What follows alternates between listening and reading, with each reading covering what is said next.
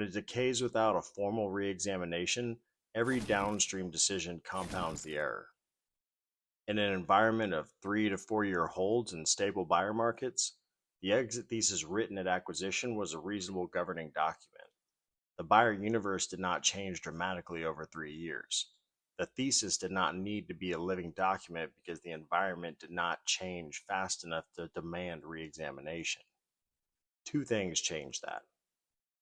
The first is the hold period extension. When the average hold extends beyond 6 years, the buyer universe at year 6 is materially different from the one at year 1. New categories of buyers have entered the market where they had no presence at acquisition. The buyer the IC memo described may no longer be the highest bidder or a bidder at all.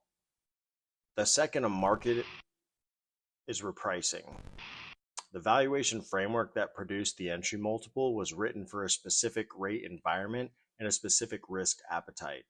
Those inputs have moved, and in some cases dramatically since the deal closed. A thesis written for a 3-year hold in a sustainable market is not the right governing document for a 6-year hold in a market that has repriced twice. The exit thesis decays in 3 directions simultaneously. The first is the buyer universe. Sectors consolidate. Platforms that were potential acquirers at acquisition have since been acquired themselves. Some buyers in the original IC memo have changed strategic priorities enough that this asset no longer fits the thesis they would bring to a process today.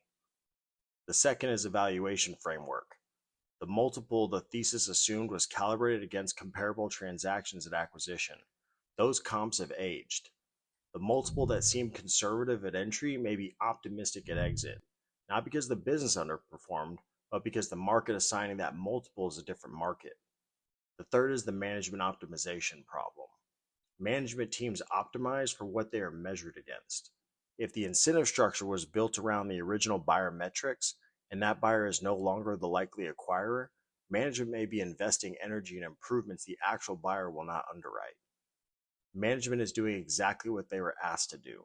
The question is whether what they were asked to do still points toward the right exit. That's not a management failure.